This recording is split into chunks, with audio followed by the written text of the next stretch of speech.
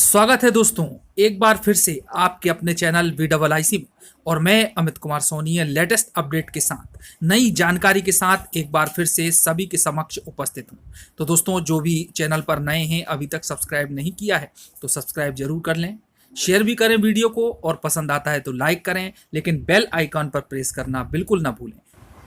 दोस्तों, इसके पहले के वीडियो में मैंने आप लोगों को बताया था कि नीलम पार्क भोपाल में चयनित शिक्षकों के द्वारा, जो कि मध्य प्रदेश के विभिन्न जिलों तहसीलों से आए हुए थे, और उनके द्वारा बहुत बड़ा आंदोलन किया गया। और ये आंदोलन था मामा जी से मांग का कि जल्दी से जल्दी नियुक्ति दे दें, जल्द से जल्द ज्वाइनिंग दे दें शिक्षक भर्ती परीक्षा वर्ग 1 और 2 के चयनित अभ्यर्थियों को। अब दोस्तों, इसी के संदर्भ में एक और आंदोलन जो कि बहुत बड़ा और विशाल लेवल पर होने वाला है और काफी समय से जिसकी तैयारियां की जा रही हैं, और वो आंदोलन है ओबीसी महासभा और साथ में जो संयुक्त संगठन है, क्योंकि दोस्तों बहुत सारे संगठनों ने इस आंदोलन का सपोर्ट किया है, तो उनके द्वारा किया जाने वाला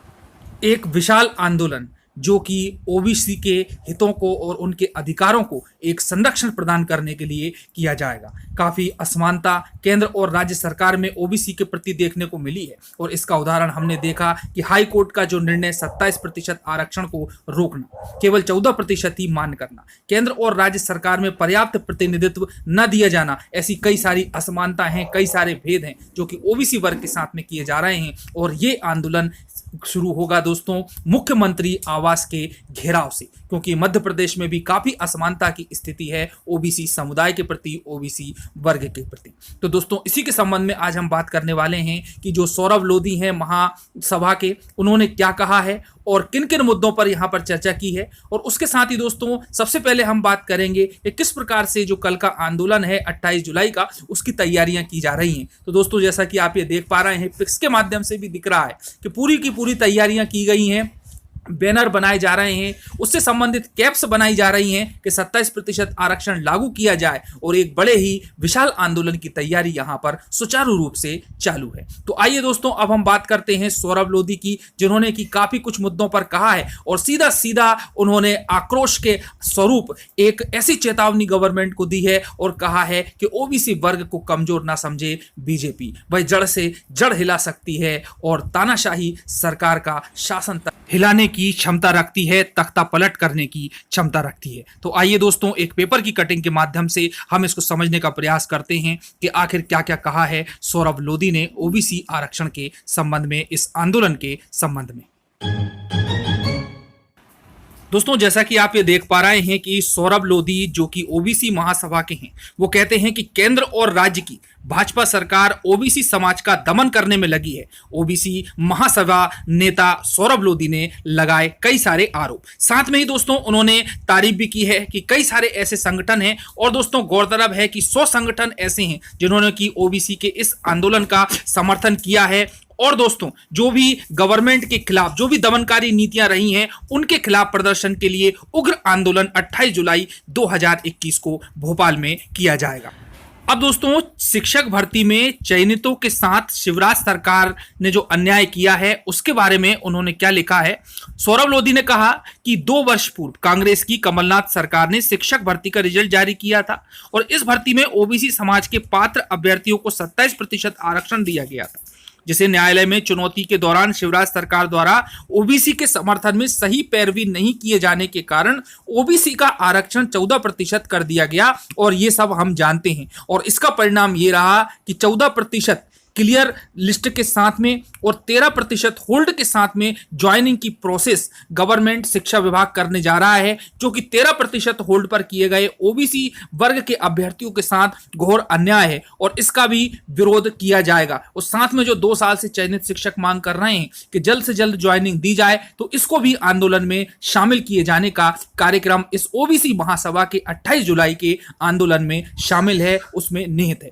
उसके बाद में दोस्तों, सरकार को चेतावनी देते हुए लोधी जी कहते हैं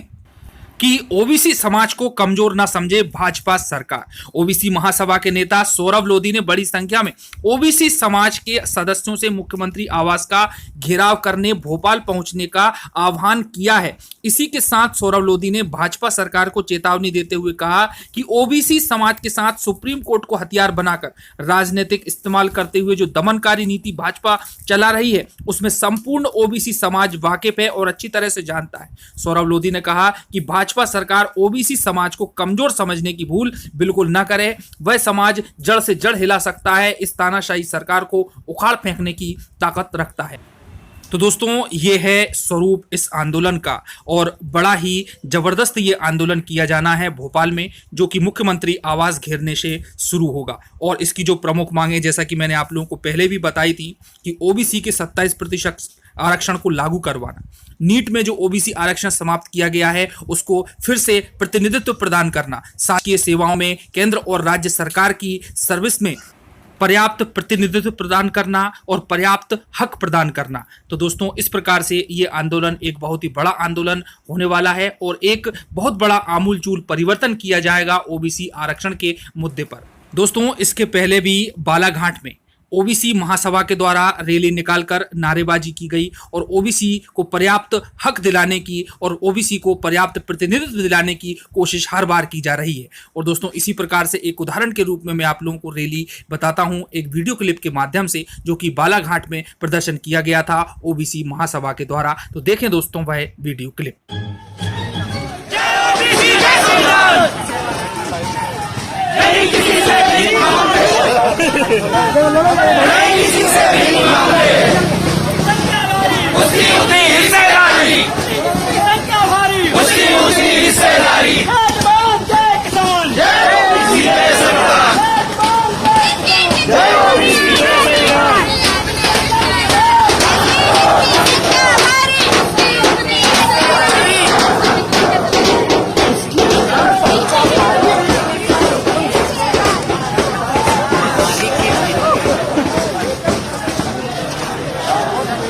जाइए जाइए।